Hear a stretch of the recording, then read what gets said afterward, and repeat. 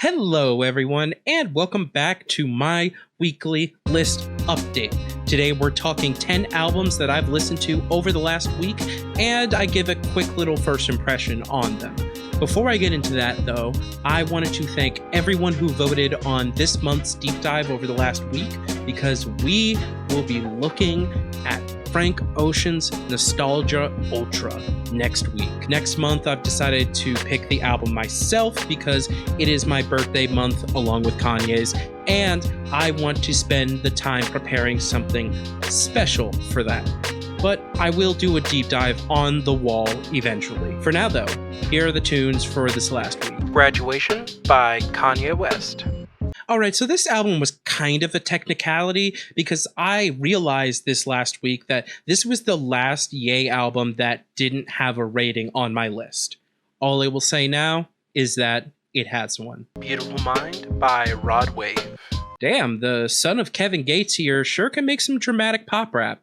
I wanted to like the project a lot more, but maybe an hour of this stuff isn't necessarily the best idea. But there is stuff here to enjoy if you're looking for some heartbreak bars and some very powerful to occasionally overbearing singing. Ketramine by Ketramine. Okay, not gonna lie for this one, I did have some high expectations for this album, especially with Amine. I love just about everything he does, and while it wasn't the absolute best album of this year, it still had some solid bangers that'll be on rotation all summer for me. This is definitely worth at least one listen, if not more. It's a great summer album. Bizarre Ride to the Far Side, The Far Side. You know, I find that listening to the inspiration of those who inspire you can be kind of an interesting endeavor and give a deeper understanding of the artist. And this album happens to be commonly reported as Kanye's favorite album. Honestly, good taste. This has been one of my favorite classic hip-hop projects I've listened to, and outside of some kind of awkward lyrical moments, it still mostly holds up today. 3 Feet High and Rising by De La Soul. So as you can tell, I've been on a bit of a classic rap kick lately. This particular classic was an enjoyable listen, and I understand why this album would have pushed De La Soul into the mainstream, but it really could have used some trimming, especially in the first half. Not a bad album, though, by any means, and it's definitely an enjoyable way to spend an hour with music. The Grind Date by De La Soul. Now this shit, this is the best De La Soul album I've heard yet, and also just one of the best hip-hop albums I've ever listened to. This album really deserves its flowers, from the diverse and dense production throughout to the amazing verses and features. Honestly, this album gives The College Dropout a run for its money for the best album of 2004. And honestly, if I spend a little time thinking about it, it might be even a little better than Madvillain. Mingus by Charles Mingus. This is now officially the oldest album I've reviewed yet, so if you know any notable albums to listen to that come before 1959, be sure to drop it in the comments. But if you've got an ear for jazz and don't already listen to Charles Mingus, you'll have a good time with this. I'm apparently going to go way out of my depth and try to review this album myself later this week, according to the random number generator, so get ready for that. Good Monsters by Jars of Clay.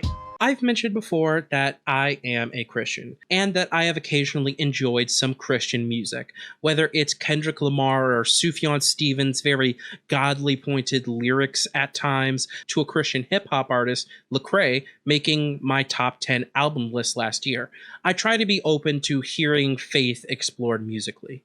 Jars of Clay, most known for their 90s one-hit wonder Flood, made a pretty decent rock album in 2006 called Good Monsters, and while it can get a bit too Christian sappy at times, there's enough here that's not directly tied to Jesus to recommend to a lay common audience. Check out the title track and work in particular. Fantastic Volume 2 by Slum Village. I checked out this album because I once saw a rapper I very much respect claim that Jay Dilla's rapping was better than his production.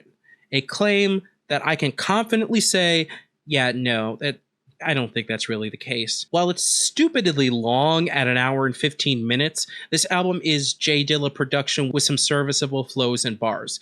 It's worth a listen if nothing else. This group apparently came up with J Dilla, and they're also connected to an even bigger star in hip-hop.